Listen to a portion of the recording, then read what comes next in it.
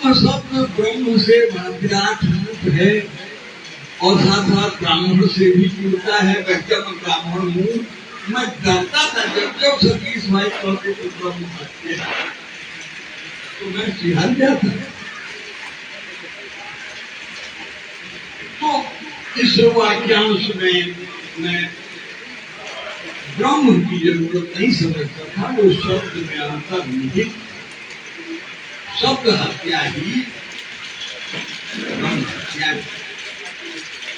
एक छोटी सी कहानी आती है। अभी एक मेरे भाई हैं, बड़े अध्यापक रहे। पिछले सप्ताह या उसी के उनकी शादी की वर्षगांठ फेसबुक पे उन्होंने अपना अपनी पत्नी का बच्चों का उसी तो काफी बड़े हो गए उन सबकी तस्वीर लगाई और ऊपर लिखा 49वीं शादी की वर्षगांठ पर।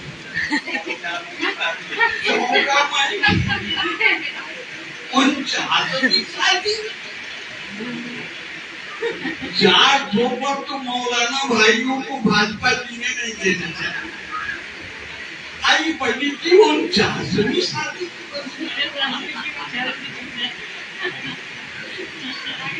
तो सब इधर के उधर हो जाए, दुनिया भी बात खड़ी हो जाए। संस्कृत ने इसकी बड़ी अच्छी व्यवस्था है, उसके सब इधर से उधर हो जाए, वाक्य का अर्थ नहीं तो कहीं रहे अर्थ देता है। अब दूसरी बात जो साहित्य के का सिमटता हुआ संसार ये क्या है,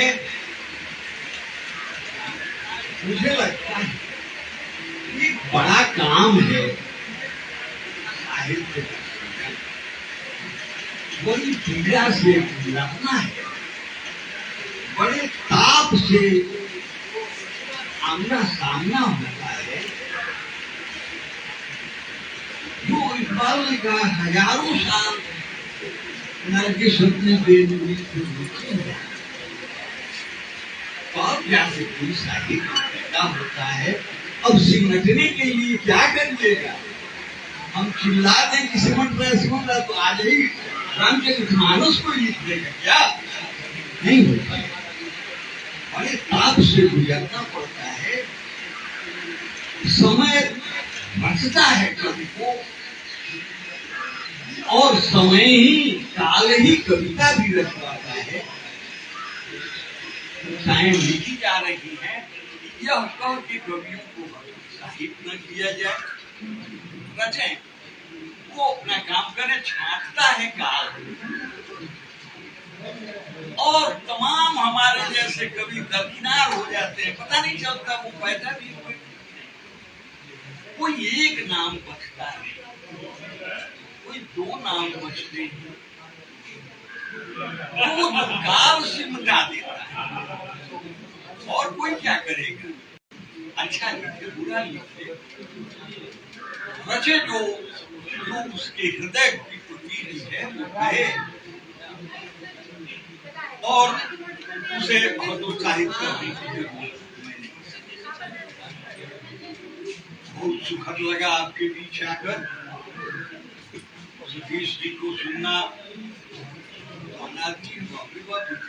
क्या याद है क्यों है, हम तो भूल गई। अपनी कविता मुश्किल से सुना पाते हैं, वो दूसरों की कविताएं कम से कम 50 संचालन नहीं करते। गुरुदेव हैं, ये बिल्कुल निर्मल है, सुलभ है। इन्हीं को सुनने के लिए मैं बैठे बैठे थक गया, जाना है। इन बातों के साथ समाप्त करता हूँ।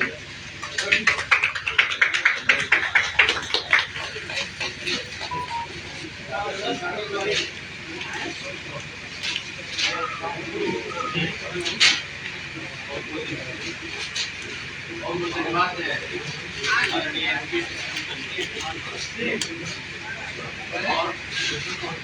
का जो शिक्षक देख रहे हैं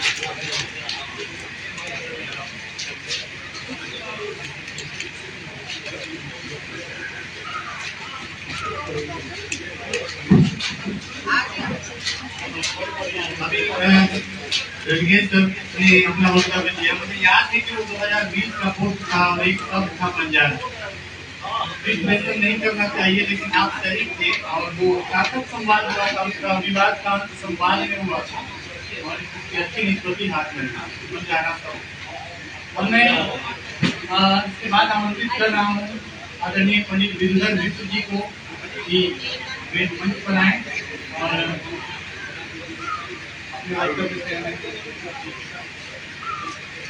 आदरणीय विदुधर मिश्र।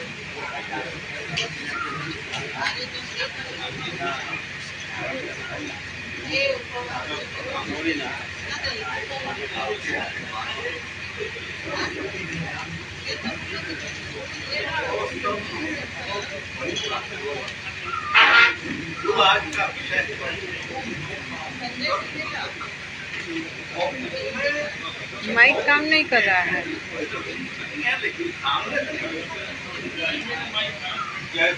माइक देखिए। जैसे कि परिकल्पनाएं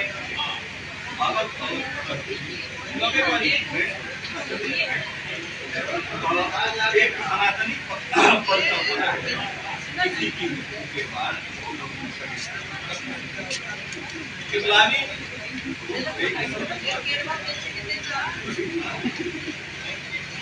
शब्द अगर हम शब्द कहते हैं तो हम अपनी सनातनी भाषा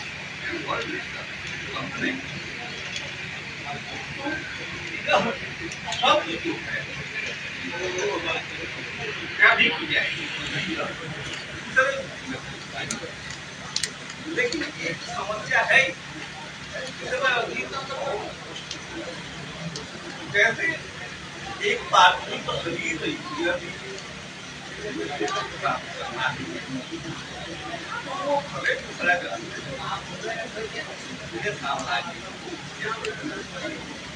से मिले हुए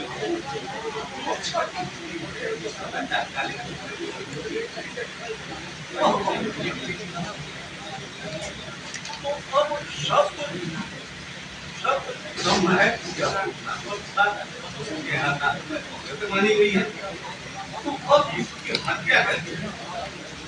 मैं गोबर सतीश इस मामले में असहमत होता हूँ।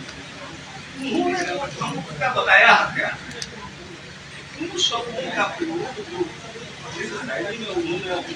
जिस शैली में उन्होंने अपने वक्तव्य में किया कि उन्होंने अपनी परीक्षा में उस ढंग से लिखा था, और उस ढंग से अगर इस समय कोई छात्र लिखे तो वो उसे फेल करता। तो ये भाषा की ये शब्द बंध की हत्या उनके द्वारा जो काम करने की बात कर रहे हैं वो। अब देखिए कहाँ की परंपरा कैसे बदल रही है।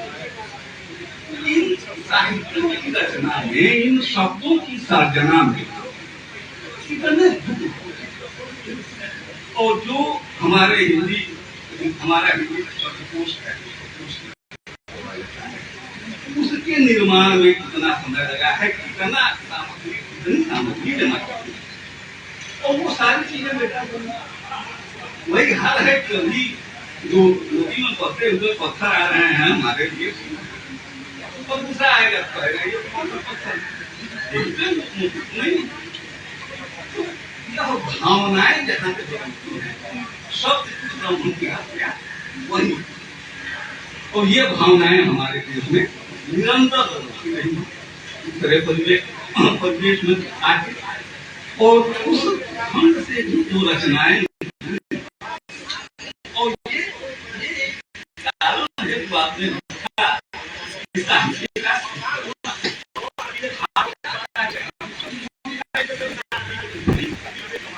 आपका साहित्य कई शब्दों के चयन में आजकल बहुत और शब्द भी कहते हूँ।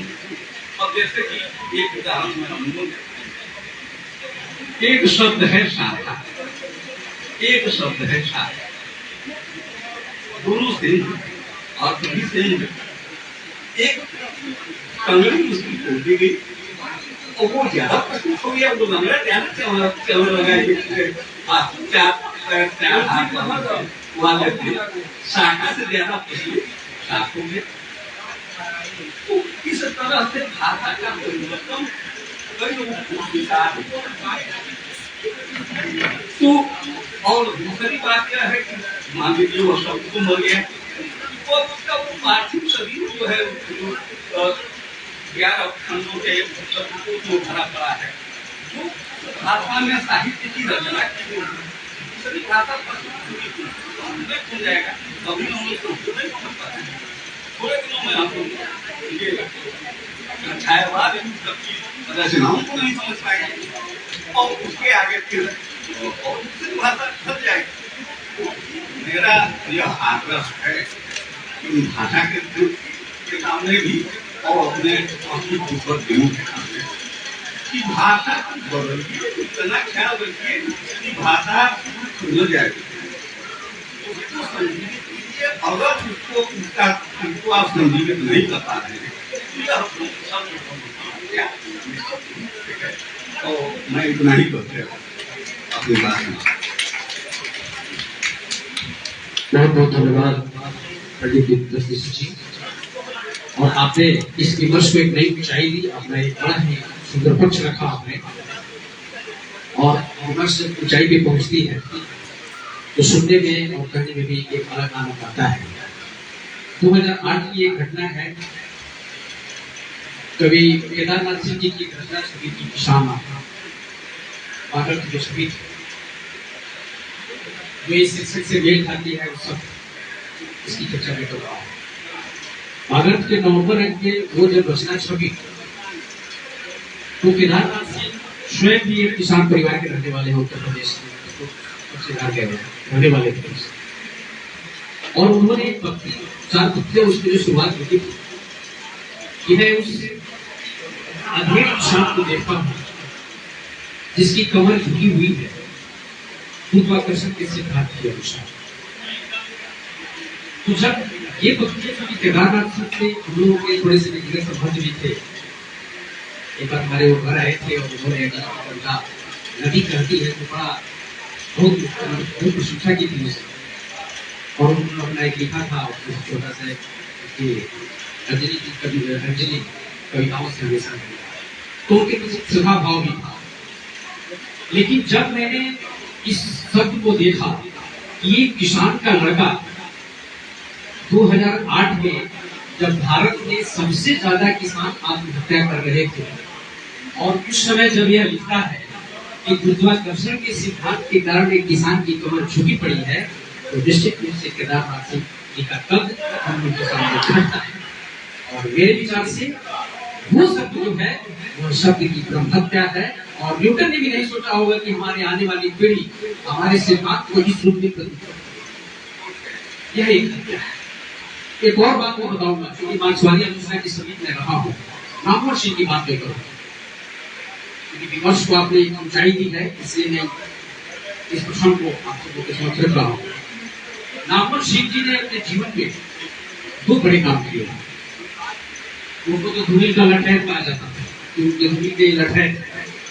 और ये भी सत्य है कि नामवर सिंह अगर जिंदा नहीं होते, नामवर सिंह अगर नहीं होते तो शायद धूमिल भी समझ के नहीं आते, क्योंकि अपने जीवन काल में उन्होंने जो कुछ लिखा हुआ है तो मैं माने। तो धूमिल को उन्होंने साहित्य में बड़े ही मजबूती के साथ प्रस्तुत किया। और दूसरे उनके जो प्रिय व्यक्ति थे मूर्ति बुद्ध के बारे में जो यथार्थवादी जो आलोचक वो उनके उसी कविताओं के बारे में चर्चा करते हैं, उनकी फंतासी करता है जो उन्होंने बेचैनी में लिखा है। लेकिन जब सर्वहारा के बारे में उन्होंने करता है, जो शांत की चर्चा हुई, जो बड़ा हिस्से बहुत ही सरल पत्तियां है और स्वागत योग्य पत्तियां है, उसकी चर्चा यथार्थवादी जो आलोचक वो नहीं करते। वो उन्हें फंतासी की दुनिया में अंधेरे में राक्षस जैसे सब लोग घुमाते रहते हैं, ये आम जो पाठक है उससे दूर होना चाहिए। 50 वर्षों के बाद जब नामवर सिंह, मैं उसको पिछलत भी कहूंगा, उन्होंने एक लेख लिखा और उस लेख को उन्होंने कहा कि विगत के 50 सालों में सबसे बड़े कवि गुरु की मैं अकेले को मानता हूँ, तो ये सबसे बड़ा शब्द मुझे ब्रह्म हत्या के जैसा लगा।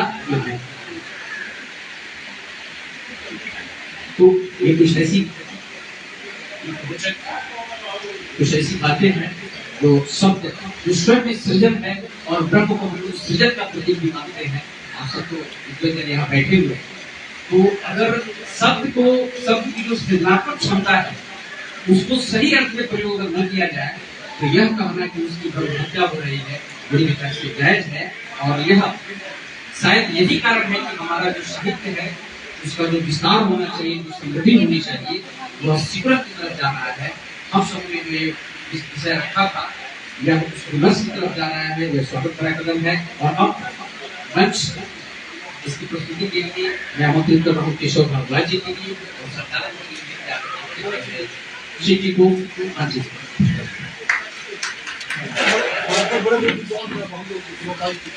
दो मिनट माननीय मंत्री विनय, सर आप एक मिनट।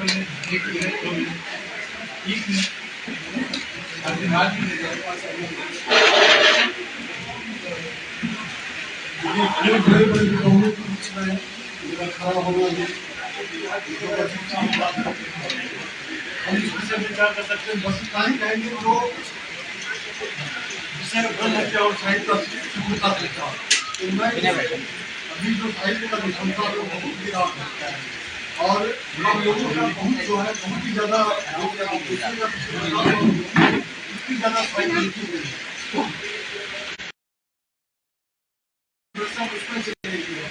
आप पिछले 50 सालों में देखिएगा 50 से लेकर 70 तक इंडिया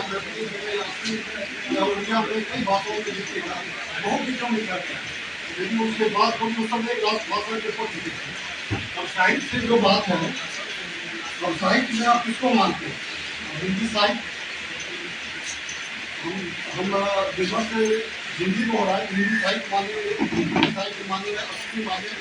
तो एक बात और गौर करने का है जिसमें मैं आप लोगों को कहूँगा, जो कई लिपियाँ हमको छूट गई थी, जैसे ओरिजिनल का ब्राह्मी लिपि, उससे ही सारी लिपियाँ जिसका अक्षर अस्मी वगैरह सब इधर आपको महा के पास अवधा में एक लिपि था, थोड़ा सा विषयांतर है, लेकिन मैं जस्ट आप लोगों को जगाने के लिए चाहता हूँ जो कई चीज़ों को सुनते खत्म हो जाएगा। ब्राह्मणी की जीवन कोई जिसको हम नहीं पढ़ पाते, चीज़ असली है, उड़ीसा है, नेपाली है, ये सारा लिपि हमको पढ़ना है, जिससे वो चीज़ मिलता है वो चीज़ खत्म हो गया। इसी तरह साहित्य का भी तो हर विधा है, कई विधा है, जैसे गद्य साहित्य में बहुत लिखा जा रहा है, संस्कृत में संख्या बहुत कम है, काव्यवाद जो है संख्या बहुत कम है।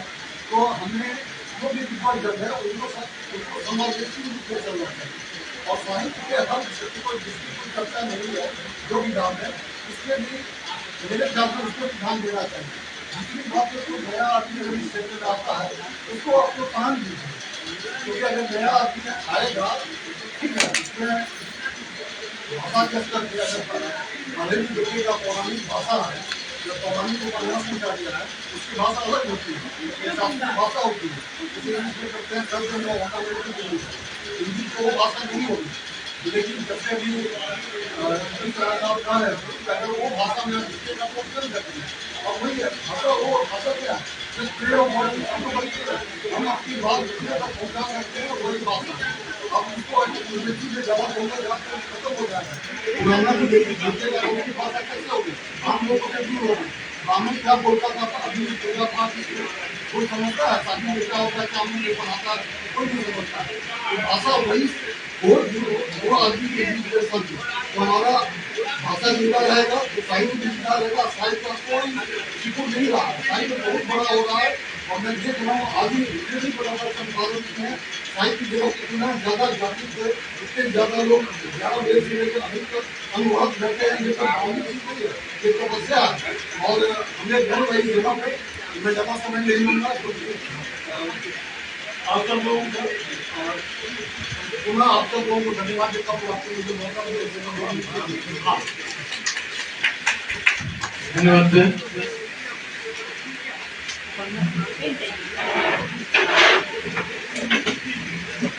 आप आदरणीय प्रोफेसर भक्त सर, आपसे निवेदन है कि आप मंच पर आए।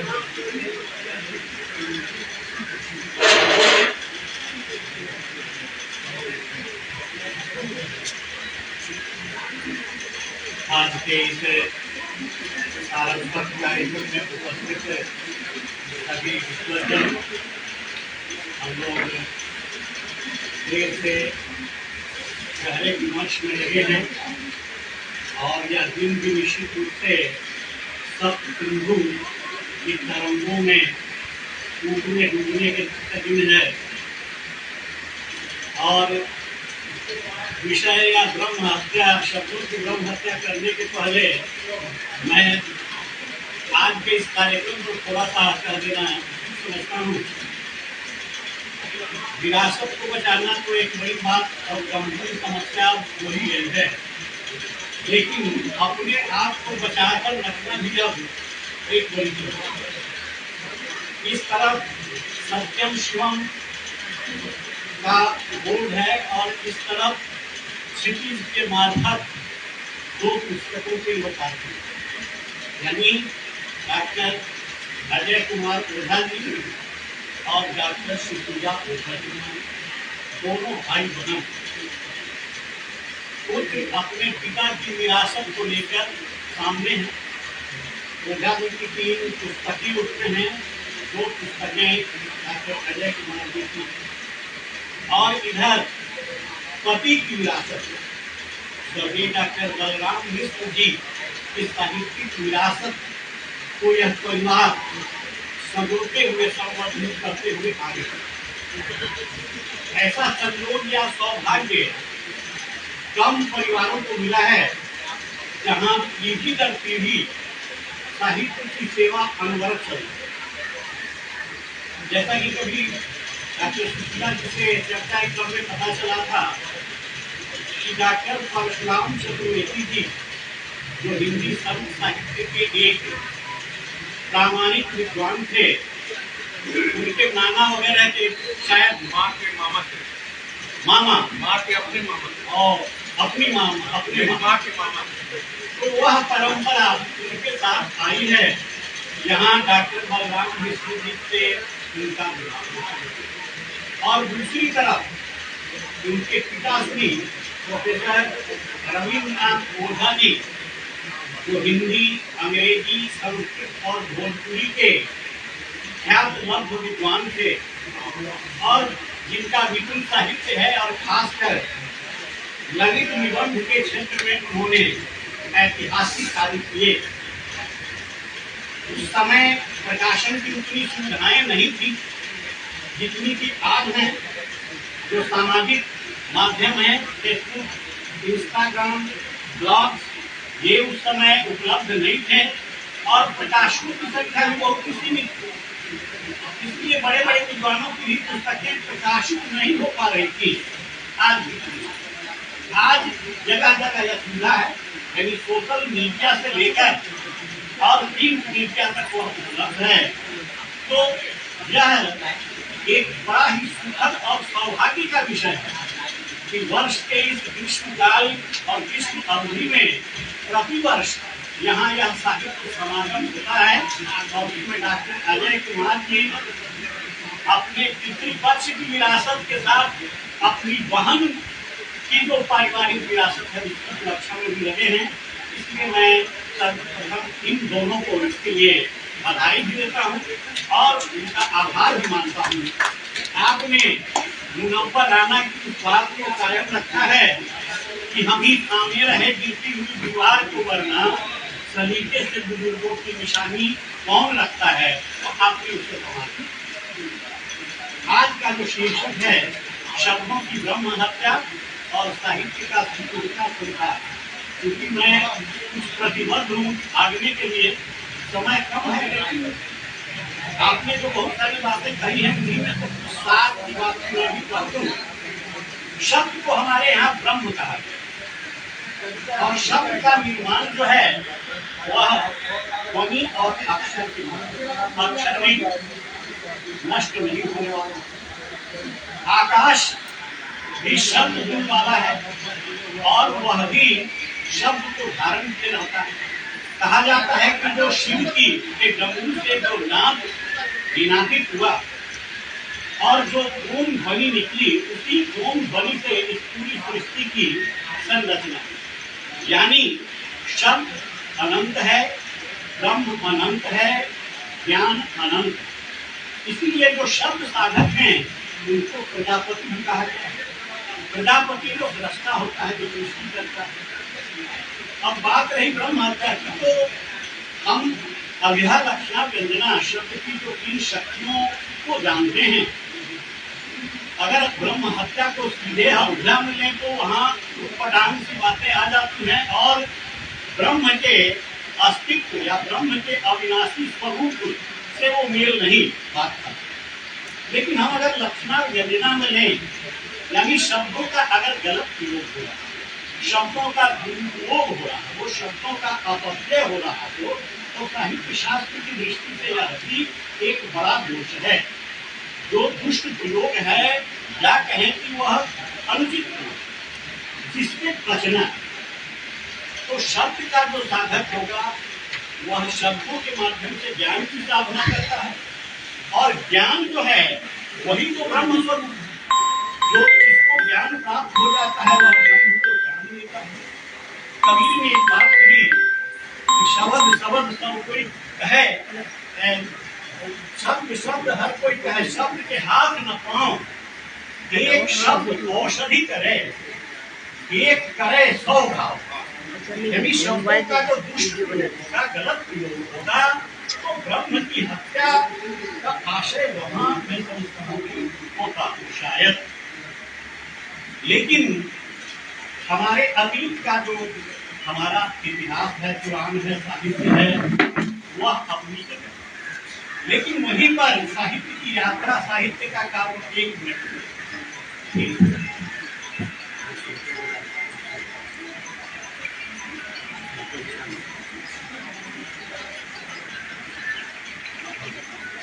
लेकिन आधा घंटा में मैं आ रहा हूँ, आधा घंटा ठीक। तो हम वहीं पर तो रुके नहीं हैं। सृष्टि की यह गाड़ी, साहित्य की यह साधना, शब्दों का यह सृजन अनवरत चल रहा है। डॉक्टर श्यामानंद किशोर की एक कविता है बड़ी प्रसिद्ध और मुझे वह बहुत ही प्रिय कविता लगती है, शीर्षक ही। उसमें उन्होंने कहा कि पूर्वजों के नाम की ये तख्तियां भारी, नई पीढ़ी की अगर गर्दन झुकाती है, कहेगा कौन उनको सुमीरनी कंकाल की ले लो, कहेगा कौन किरणों को लहर से तुम नहीं छेड़ो। समय स्वप्न उनके रचेंगी चिंगारियां हैं, लोरियां हम ही जिनको सुनाते हैं, खिड़कियां दो खोल आने दोगे तो खुल जाए। अगर हम अतीत को ही आप मान लें, हम अपने शास्त्रों को, वेदों को, उपनिषदों को और पातंजल महाभाष्य को ही हम मान लें, तो फिर हम क्या करें? हम पढ़ने की क्या जरूरत है?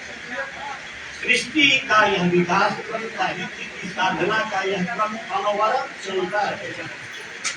और मैं एक शब्द का प्रयोग करता हूँ, साहित्य का लोकतांत्रिकीकरण। कभी जनतंत्र साहित्य का रहा होगा, कभी उसका एकाधिकार तंत्र रहा होगा। हमारे जो बहुत सारे मठाधीश है, उनका गाड़ गाड़ कर साहित्य को बांध कर रखा।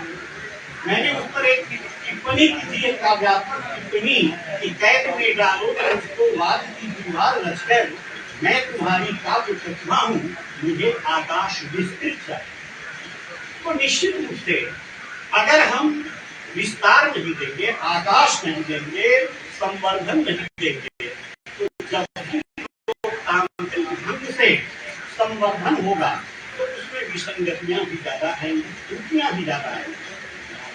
दिनकर ने एक जगह लिखा कि जितने लोग लिख रहे हैं सभी साहित्य या सब अमर ही नहीं है, बचेगा ही नहीं। वेंकटेश जी ने बड़ा अच्छा शब्द प्रयोग किया कि काल ही उसका निर्धारण करेगा। वो संपादक है, वो सबको काट छाट कर सही जगह पर पहुंचा। तो कहा कि असंख्य रचनाएं ऐसी होती हैं जो सशक्त रचनाओं के लिए खाद का काम करती है। जैसे बाढ़ आती है तो सारी फसलें नष्ट हो जाती, लेकिन जल में धीरे धीरे धीरे जो सेमार जम जाती है, काई, वो धीरे धीरे सड़कर उस जमीन को उर्वर बना देती है, यानी जमीन उर्वरा बन जाती है। एक तरफ बाढ़ विध्वंस लाती है, दूसरी तरफ वह नई फसलों के लिए उपयुक्त और उपजाऊ जमीन तैयार। तो आज बहुत ही यह बात ठीक है, उसमें विसंगति न होगी, क्योंकि बाटा कभी जब अपनी वस्तुएं निर्मित करता था तो उसकी विश्वसनीयता अकाट्य थी। आज बाटा से आप चप्पल जूते खरीद कर लाते हैं और 15 दिन के बाद सोल अलग हो गया, तो उस बाटा की कल्पना आज की बाटा से आप नहीं करते। 1980 में जब मैं यहाँ आया था बेतिया शहर में इंडस्ट्रियल कॉलेज में, तो मैं रहता था चर्च रोड में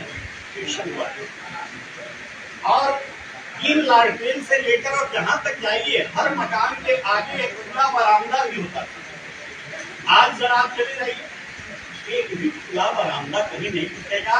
या तो वे अच्छी अच्छी दुकानों में तब्दील हो गई है या वहां मॉल खुल गया। तो समय के साथ मनुष्य की प्रवृत्तियां बदलती हैं, साहित्य का विस्तार हो रहा है। यह अलग बात है कि उस पर जिस नियंत्रण की आवश्यकता है वह अभी नहीं। आप आचार्य लोग, विद्वान लोग जानते हैं कि साहित्य का सृजन पहले होता है, व्याकरण का अनुशासन बाद में। यानी बच्चा जन्म पहले लेता है, नामकरण और छठी संस्कार के बाद। तो साहित्य को आप पढ़ने में, विकसित होने में, तो संसार सिकुड़ेगा नहीं, उसकी दिशा बदल गई। क्योंकि आज का जो व्यक्ति है, आज का जो मनुष्य है, यह चिंता अवश्य हो रही है कि वो पुराण नहीं पढ़ पा रहा है, मतलब एक पन्ना का ही चाहिए। ठीक है, वो क्षणवाद में किया। हमारे कवियों ने, साहित्यकारों ने, विनोदवादियों ने भी क्षणवाद को महत्व दिया।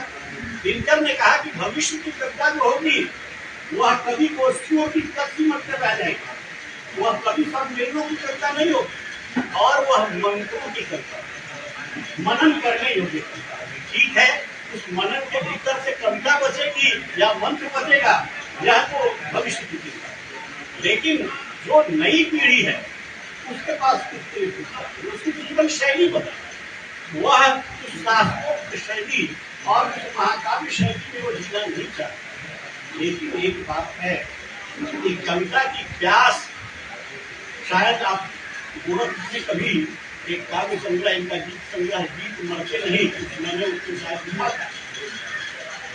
तो गीत की आवश्यकता किसको होती है? जिसका हृदय अशुष्क हो गया है, नीरस। पानी की आवश्यकता उसको होती है जो रेगिस्तान में है, जिसके पास जल का एक कतरा है, वो भविष्य आए। न गीत मरेगा, न कविता मरेगी, अनुशासन हो जाएगा, खाद बन जाएगी। बहुत सारी कविताएं, बहुत सारी रचनाएं, और सोशल मीडिया पर जो बहुत सारे गलत सलत कई मेरे ऐसे जानकार कवि हैं जो देश की दर्जनों पत्रिकाओं में छप रहे हैं, जगह जगह सम्मानित हो रहे हैं। लेकिन मैंने उनको कहा कि भाई जब ये पुस्तक आपकी छपने जा रही है तो कम से कम इसको तो आप सुधरवा लीजिए। कोई भी हमारे जैसा जो शिक्षक होगा, जो पहले काटना ही पसंद करता है उसके बाद वो लिखना चाहता है, वो तो इसको उसके लिए दिक्कत पैदा कर देगी।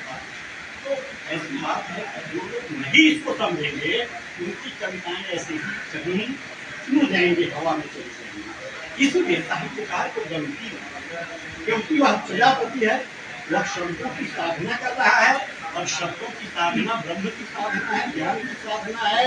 उसी के माध्यम से हम उस परमार्थ और परमानंद को प्राप्त कर सकते हैं। इसलिए मैं अपनी बातें समाप्त कर रहा हूँ और यही चाहता हूँ कि जैसे भी हो इस दिए को, आशा के प्रदीप को जलाए चलो धर्मराज। एक दिन होगी भूमि मुक्त रणभीत से यातना मनुष्य जीवन पंथ में रहेगी नित्य, शोषित रहेगा नहीं जीवन अनित। यानी साहित्य का यह जो अंधकार पक्ष है, कृष्ण पक्ष है, वो धीरे धीरे घटेगा। ऐसा नहीं है, जो जितने लोग चिंतित हैं तो निश्चित रूप से साहित्य की साधना सही दिशा में जाएगी।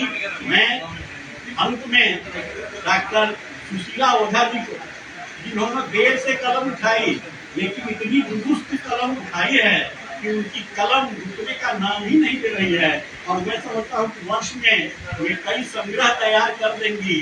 तो उनको मैं अपनी ओर से बहुत बहुत धन्यवाद भी देता हूँ, और डॉक्टर अजय कुमार जी को भी विशेष आशीर्वाद भी देता हूँ, धन्यवाद भी देता हूँ कि आपने उस विरासत को संभाला है। आपका बहुत बहुत धन्यवाद। क्षितिज का आभार कि आपने इतना धन्यवाद सर। 3-4 नाम शेष हैं और अगर समय हो जाएगा 10 मिनट और मैं बुलाना चाहूँगा डॉक्टर दिवाकर राय जी। और है 10 समय देंगे डॉक्टर आप कैसे बंद करें? बंद कर दीजिए। डॉक्टर दिवाकर राय। आ रहा है ना लाइव।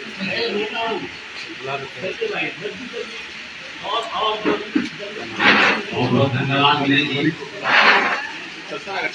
इस कार्यक्रम में उपस्थित सभी विद्वजन एवं अफसर बंधुओं। शिविर का कार्यक्रम मुझे इस दृष्टि से बहुत अच्छा लगता है। दिन भर का समय बहुत आराम से बीतता है, खाने पीने को समय समय पर मिलता रहता है, अच्छा नाश्ता, अच्छा पान, और मित्र जनों से, श्रेष्ठ जनों से, गुरुजनों से वार्तालाप होती है, सबसे मिलना जुलना हो जाता है। तो मैं तो ईश्वर से प्रार्थना करूंगा कि वर्ष में एक बार कार्यक्रम नहीं हो, ऐसा 2 बार कार्यक्रम होना चाहिए, ताकि 2 बार सबसे मिलना जुलना। पकड़िएगा। कार्यक्रम में 2 पक्ष है। एक पक्ष था सम्मान समारोह, तो अपनों को अपने बीच में सम्मानित होकर देखना बहुत अच्छा लगता है। इसके लिए डॉक्टर बलराम मिश्र स्मृति संस्थान जो है उसका बहुत बहुत साधुवाद है कि उन्होंने ऐसा आयोजन किया और अपने बीच में अपने श्रेष्ठ जनों को, अपने साहित्यकारों को सम्मानित किया है। इसके लिए हार्दिक आभार है। दूसरा जो सत्र है वो सत्र है संगोष्ठी का सत्र है। संगोष्ठी के सत्र में बहुत क्षितिज जो है ना, बहुत परिश्रम करके, चिंतन करके विषय रखता है। तो मुझे इसकी उपयोगिता पर थोड़ा सा कभी कभी संदेह होता है कि इतना परिश्रम करते हैं और उनका चिंतन मंथन करके विषय तय करते हैं, तो फिर उस विषय पर जब चर्चा होती है, उस चर्चा का प्रतिफल क्या निकलता है।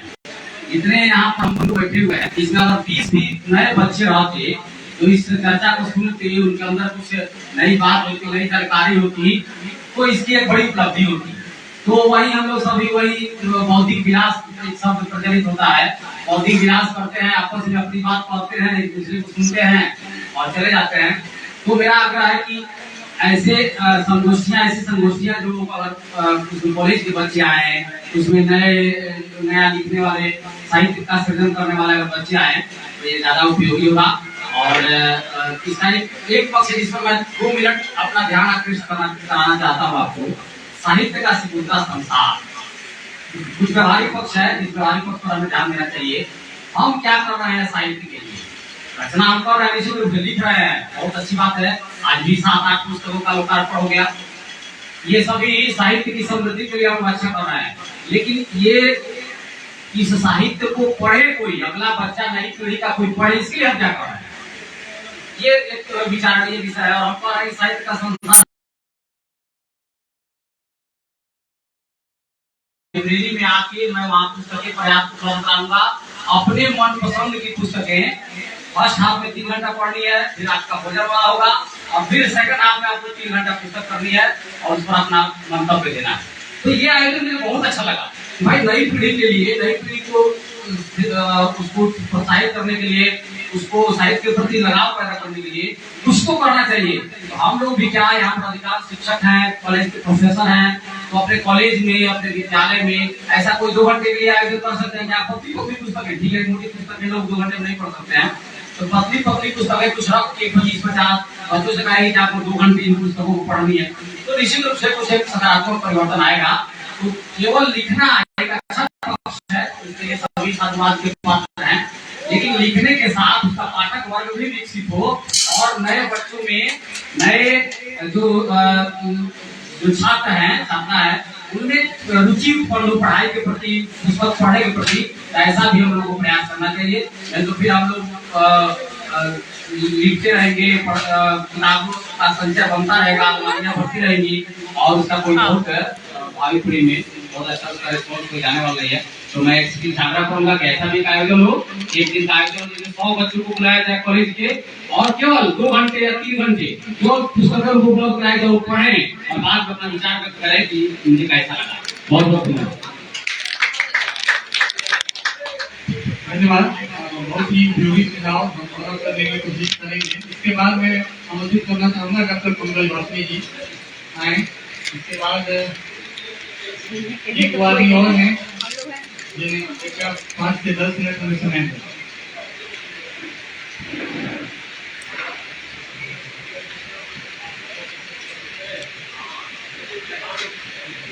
बहुत बहुत धन्यवाद मुझे आमंत्रित करने के लिए मेरे साथ मंच पर। यह निश्चित रूप से यह जो आयोजन हुआ है उसके लिए सुशीला जी, शिप्रा जी और क्षितिज मंच बधाई के पात्र हैं। लेकिन एक बात इसमें यह भी दिखी है कि इसमें जो भी साहित्य के साधक दिखे हैं लगभग सभी साधक हैं, पर आप उनकी उम्र देखिए, अधिकांश उसमें 50 से ऊपर वाले हैं। मुश्किल से अभी तक लगभग 20 से ऊपर पक्का बोल गए, पर उसमें मुश्किल से 2 या 3 ही होंगे जो 30 के आसपास के होंगे। तो अभी मुझसे पूर्व जो उन्होंने कहा कि यह युवाओं में इस चीज की, आज जो साहित्य का लेखन हो रहा है उसके पठन पाठन की प्रवृत्ति युवाओं में बढ़ने के लिए, बढ़ाने के लिए हम कोई प्रयास करें, कोई आयोजन करें, तो वह निश्चित रूप से हम जो इतना प्रयास कर रहे हैं, पुरानी पीढ़ी जो इतना लेखन कर रही है, उसको पढ़ने वाला भी कोई होना चाहिए। और जब शब्द, जहाँ तक आज की इस विषय का ताल्लुक है कि शब्दों की ब्रह्म हत्या, तो शब्द स्वयं यदि ब्रह्म है तो शब्दों की हत्या तो हो ही नहीं सकती है। जो शब्द सृजन करता है, जो शब्द इतने बड़े हितकारी साहित्य की सर्जना कर रहा है, निर्माण कर रहा है, उस शब्द की ब्रह्म हत्या तो हो ही नहीं सकती है। हाँ, हम कह सकते हैं कि शब्दों का हम दुरुपयोग कर रहे हैं, हम शब्दों की ब्रह्म हत्या कर ही नहीं सकते हैं। शब्द सृजन करता है। आप देखिएगा, जब हम शब्दों का इस्तेमाल करते हैं तो हम कोई रिश्ते बहाल करते हैं। जब भी हम शब्दों का इस्तेमाल करते हैं तो हम कोई रिश्ते बहाल करते हैं, न कि हाँ। लेकिन इन शब्दों का जब हम दुरुपयोग करते हैं तो हम एक और आत्मीयता का विनाश करते हैं, दूसरी ओर रिश्तों को भी मार देते हैं। तो इसलिए हमें शब्दों से के दुष्प्रयोग से बचना चाहिए। शब्द ब्रह्म हत्या कर ही नहीं सकते।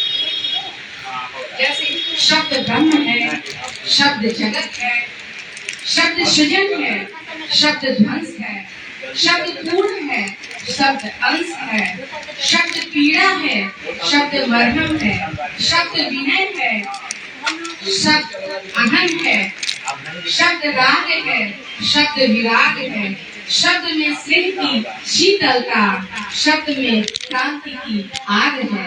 शब्द में स्नेह की शीतलता, शब्द में क्रांति की आग है। शब्द पुरातन, शब्द नवीन, शब्द बनाते कुशल प्रवीण, शब्द बनाते कुशल प्रवीण। बहुत बहुत धन्यवाद।